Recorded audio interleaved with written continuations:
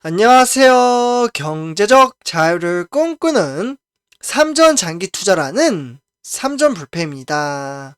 삼전패 가족 여러분 간밤에 잠은 잘 주무셨나요? 오늘은 2012년 3월 24일 목요일 아침 하루가 시작되었습니다. 오늘도 상쾌하고 즐거운 아침으로 우리 삼전불패 가족분들에게 아침 인사 드립니다.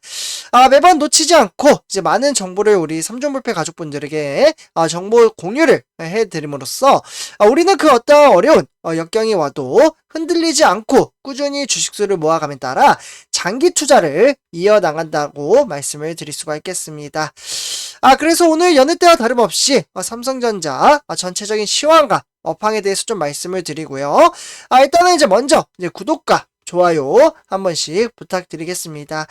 그리고 댓글로 간단한 출첵 또는 간단한 코멘트를 작성해 주신다면 저에게는 정말 큰 힘이 됩니다. 그래서 이렇게 좀 말씀을 드리고 바로 시작하도록 하겠습니다.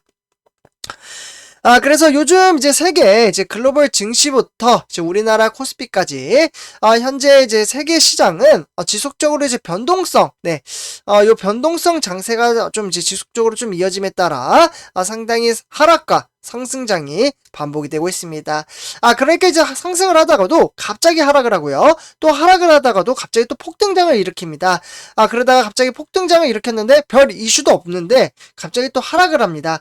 이러한 장세를 이제 변동성 장세라고 좀 말씀을 드릴 수가 있겠고요. 많은 분들이 아시다시피 지금 러시아와 우크라이나 간의 지정학적 리스크가 상당히 크게 나타남에 따라 이제 불안한 심리가 나타나면 주가가 하락을 하고 조금 이제 긍정적인 반응이 나타나면 증시의 선반영이 되기 때문에 증시는 다시 상승장으로 이끌어 나가고 있습니다. 그러나 이 변동성 장세가 없어지려면 결국에는 러시아와 우크라이나 간의 전쟁 사태가 조속히 좀 끝나야지만 좀 안정세를 찾아간다라고 보시면 좋을 것 같습니다. 그래서 오늘 뭐 증시가 또 빠질 수도 있고요. 아니면 갑자기 또 이제 연 3일 동안 상승장으로 이끌어 갈 수도 있습니다. 그래서 우리는 어차피 장기 투자를 하기 때문에 이러한 장세에 대해서 일희일비하며 오늘 하락하네 이러면서 이제 실망을 하시는 분들도 계실 텐데요. 그럴 필요가 없다라는 겁니다. 그리고 참고로 이제 우리가 매도 버튼을 누르지 않으면, 그러니까 삼성전자 매수를 했는데 팔지를 않으면 그 돈은 내 돈이 아닙니다. 마이너스가 크게 났다고 한들 실제로 내가 매도 버튼을 눌러야 이제 확정을 짓는 거기 때문에 매도 버튼을 절대 누르면 안 된다라고 말씀을 드릴 수가 있겠습니다. 만약에 파시더라도 수익이 났을 때 파셔야 됩니다. 그렇기 때문에 제가 항상 말씀드리는 게 여윳돈으로 투자를 하시라는 이유가 이러한 대목에서 나온다라고 볼 수가 있겠습니다. 그래서 이제 미래에 대한 주가는 맞출 순 없지만 일단 이제 오늘 연 이틀 상승장으로 이어짐에 따라 오늘도 좀 이제 상승을 함으로써 우리 삼존불패 가족분들에게 행복을 가져다주는 하루가 되었으면 좋겠습니다.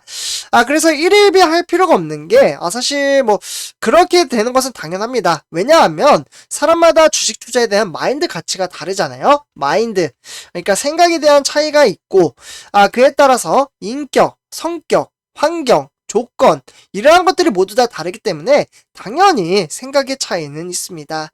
다만 우리는 동일한 목적을 가지고 저는 똑같은 목적지를 향해서 간다고 생각을 합니다. 장기 투자를 하시는 분들은 그렇기 때문에 그 방향성은 동일하다라고 볼 수가 있겠죠. 그 방향성이란 매수 단가에 크게 치우치지 않고 미래의 노 준비를 할 수 있기 위해서 정말 초우량주 삼성전자와 더불어 저는 ETF 종목을 계속해서 말씀을 드리고 있고요. 이러한 정말 튼튼한 회사에 꾸준히 주식 수량을 좀 이제 초점을 맞추고 정액 적립식 방식으로 분산 투자와 그리고 분할 투자를 함으로써 복리효과를 키워나가는 거라고 볼 수가 있겠습니다. 그래서 이러한 마인드 가치를 쌓아 나간다면 증시의 흐름세가 좋지 못한다고 한들 전혀 스트레스를 받지 않고 건강한 주식 투자를 할 수 있다라고 말씀을 드릴 수가 있겠습니다. 그래서 우리는 이번 시간 점점 시간이 가면 갈수록 우리 삼존불패 가족분들도 아시다시피 4차 산업혁명이 다가오고 있고 그에 따라서 산업군은 뭐 AI, 5G 가장 크게 작용을 하고 있는 현재 삼성전자 기점에서는 반도체, 네, 요 반도체에 관련돼서 좀 말씀을 드리도록 하겠습니다. 그리고 정말 어려운 역경, 그리고 어려운 험난한 길이 있음에도 불구하고 우리가 투자하는 삼성전자는 10년치 차트를 보시면 천천히 급하진 않지만 정말 천천히 우상향하는 아주 이쁜 그래프를 보여주고 있습니다. 이러한 장세에 대한 흐름세, 이러한 그래프를 찾기란 우리나라 종목에서는 정말 어렵다라고 볼 수가 있겠습니다. 그만큼 삼성전자는 튼튼하고 미래의 전망치가 크다라는 거겠죠. 네, 그래서 선주표 여러분들 지금 화면에 보시다시피 반도체, 네, 우리가 투자하는 삼성전자와 그리고 시가총액 3위 SK 하이닉스가 반도체에 거론이 되고 있고, 그래서 이제 장비 투자에 무려 1천억 불의 첫 돌파를 한다고 합니다. 정말 앞으로 다가오는 4차 산업 시대를 위해서 지금 많은 회사들이 반도체 시장에 정말 막대한 금액을 투자한다라는 부분을 볼 수가 있겠습니다. 그래서 한 대만, 그러니까 한국과 대만이죠.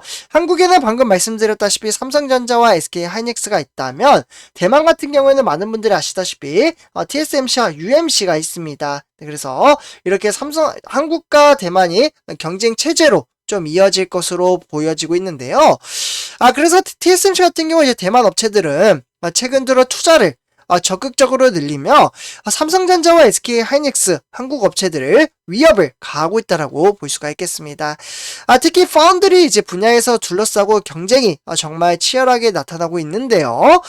최근에 이제 팹 전망 보고서에 따르면 올해 전 이제 공정에 대한 장비 분야에 대한 투자액이 무려 14%나 달한다라고 볼 수가 있겠습니다.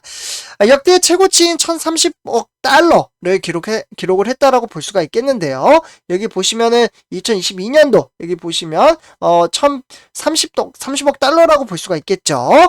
그만큼 이 전망치는 올해 상당히 크게 긍정적인 반응을 나타나고 있다라고 볼 수가 있겠고요. 그래서 지난 1월달, 그러니까 세계 팹 장비 투자액이 지난해 대비 10% 정도 늘어났기 때문에 980억 달러를 기록했다라고 볼 수가 있겠습니다. 그래서 이제 반도체 장비, 이 장비 같은 경우에는 2020년도에는 17% 점점 이제 우상향하고 있는 그래프를 띄고 있고요. 지난해는 무려 42%나 성장했다라고 볼 수가 있겠습니다. 이렇게 이제 증가 수치도 시간이 가면 갈수록 급하게 나타나는 만큼 삼성전자 미래 전망치가 너무나도 밝기 때문에 주가가 하락을 한들 전혀 걱정할 게 없다라는 것을 볼 수가 있겠죠. 그래서 처음으로 전 세계 팹 장비에 대한 지출이 1,000억 달러를 넘어선 것도 반도체 산업에 있어 역사적인 순간이라고 표현을 할 수가 있겠습니다. 그만큼 특히 이제 대만 업체들의 공격도 어떻게 보면은 투자를 통해서 상당히 크게 늘리고 있다라고 볼 수가 있겠는데요. 그래서 지난 1월달이죠. 네, 요 시점에 이제 보고서에 따르면 한국이 장비 이제 투자액에 무려 1위 국가가 될 수 있을 것으로 예측을 했기 때문에 3개월 만에 전망이 좀 뒤집어졌다라고 볼 수가 있겠습니다. 네, 그래서 일단 이제 글로벌 이제 디지털화로 이제 구현된 이 반도체 산업, 네, 선적표점들, 이 반도체 산업 같은 경우에는, 결국에는 이제 장기적 이제 성장은 몹시, 굳건하다라고 볼 수가 있겠습니다. 사실 이 부분은 제가 생각하는 것보다 외신들의 이야기도 상당히 좋은 긍정적인 평가를, 나타내고 있고요. 그렇기 때문에 올해는 150개의 공장과 그리고 생산 라인에서 생산량을 확대시켰다라고 보실 수가 있겠습니다. 이를 통해 발생한 투자액의 전체 팹 장비는 투자액의 무려 83%, 상당히 큰 이제 점유율을 차지하고 있다라고 보시면 좋을 것 같고요. 그렇기 때문에 내년에는 122개 팹이나 또는 생산 라인의 생산량을 확대함에 따라 이 비율은 내년까지는 81%까지는 좀 줄어들지 않을까라는 추측에 대한 전망치도 나타나고 있습니다. 그렇지만 반도체 업계는 생산량 확장에 있어서는 지속적인 노력을 가할 것으로 보여지고 있기 때문에 특히 파운드리 부문은 전체 반도체 팹의 장비 투자액에 대략적으로 한 50% 정도 점유율을 나타내고 있다라고 볼 수가 있겠습니다. 그렇기 때문에 올해도 이제 2023년도와 이제 비슷하게 장비 지출의 대부분을 차지할 것으로 보여지고 있고요. 그렇게 되면 이제 메모리 분야의 이제 팹 같은 경우에는 투자액의 전체 대략적으로 35%를 차지한다라고 보시면 좋을 것 같습니다. 그래서 건강한 성장을 보일 것이라는 전망치와 대비해서 내년 반도체 생산량은 꾸준히 성장을 유지할 것으로 예상을 하고 있습니다. 그래서 승주파 여러분들, 이렇게 이제 전망치에 대해서 좀 말씀을 드렸고요. 저는 너무나도 이러한 소식을 전해드릴 때마다 가슴이 너무나도 뜁니다. 주가는 10만 전자는 불사하고 15만 전자를 향해서 갈 때는 더욱더 더 가파르게 증시의 향방이 흘러가지 않을까라는 기대치도 있고요. 만약에 못 거더라도 지금 이제 은행보다 훨씬 더 메리트가 큽니다. 왜냐? 배당금을 받잖아요.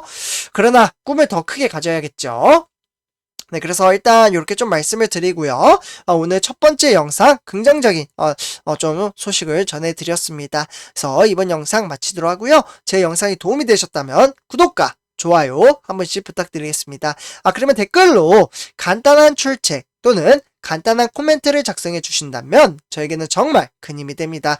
이렇게 말씀을 드리면서 이번 영상 마치도록 하겠습니다. 네, 감사합니다.